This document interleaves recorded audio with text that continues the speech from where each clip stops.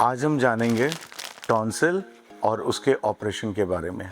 नमस्कार, मैं doctor Deepak Bhardwaj, consultant ENT surgeon Neha hospital. Tonsillectomy या टॉन्सिल का ऑपरेशन ईएनटी में किए जाने वाला बहुत कॉमन ऑपरेशन है। उसकी डिटेल जानेंगे आज हम।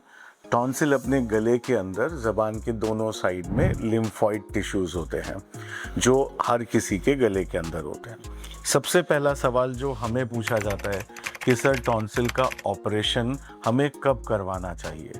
जब आपके टॉन्सिल या तो उसके साइज़ की वजह से सांस के रास्ते को अवरुद्ध करते हैं, बच्चा सोते वक्त मुंह खोल के सोता है, या टॉन्सिल में इन्फेक्शन या पस पड़ना बहुत ज़्यादा होता है, कम से कम साल में 3 से 4 एपिसोड पिछले 2-3 साल से एपिसोड्स हो रहे हैं, वो टॉन्सिल ऑपरेशन के लायक होता है।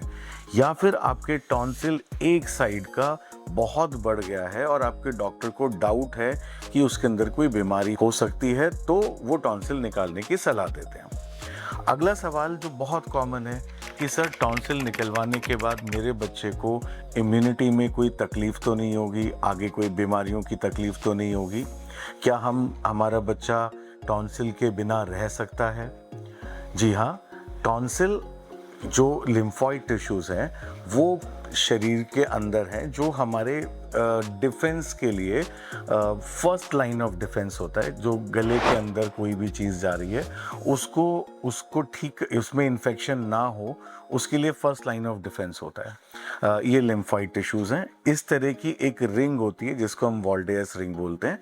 ऐसे ही लिम्फॉइड टिश्यूज़ नाक के पीछे होते हैं जिनको हम एडेनॉइड्स बोलते हैं, दूसरे साइड में होते हैं जो ट्यूबल टॉन्सिल्स होते हैं, एक गले के अंदर जो पैलेटाइन टॉन्सिल्स, और एक ज़बान के पीछे। ये एक रिंग होती है। इस तरह के बहुत सारे लिम्फॉइड टिश्यूज़ आपके गले के अंदर, लिम्फ नोड्स आपके पेट के अंदर होते हैं।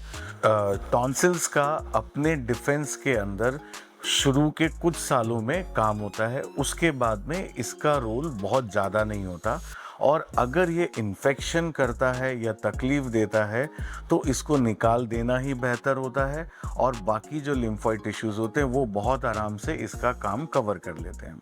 तो ये सोचने वाला काम नहीं है कि हमने टॉन्सिल निकलवा दिया तो अब हमारे बच्चे को आगे इम्यूनिटी में कोई तकलीफ़ आएगी। अब हम टॉन्सिल का ऑपरेशन कैसे करते हैं और उसमें क्या तकलीफ़ें हो सकती हैं? सबसे पहले जो कॉमन तरीके से ऑपरेशन किया जाता था वो cold knife technique, cold steel technique जिसे बोलते हैं, जिसमें इस तरह के इंस्ट्रूमेंट्स होते हैं जिसमें हम टॉन्सिल को ऐसे मुंह खोलते हैं और फिर ये कोल्ड स्टील होता है, इससे हम टॉन्सिल्स को, ये स्नेयर होता है जिससे हम टॉन्सिल को निकाल देते हैं। ये बहुत बेसिक टेक्निक होती है। इसके बाद जो नेक्स्ट टेक्निक आई वो थी इलेक्ट्रोकॉटरी से। जो वो कॉटरी मशीन इस तरफ है, ये मशीन है जिससे कॉटरी करी जाती है, मतलब इससे करंट पास करके और टॉन्सिल को निकाल दिया जाता है।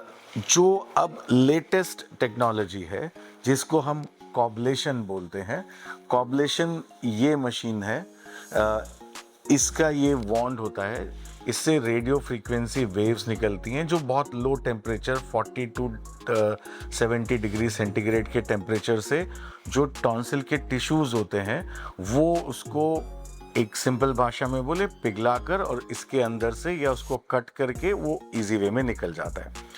इसको यूज़ करने का फ़ायदा क्या होता है?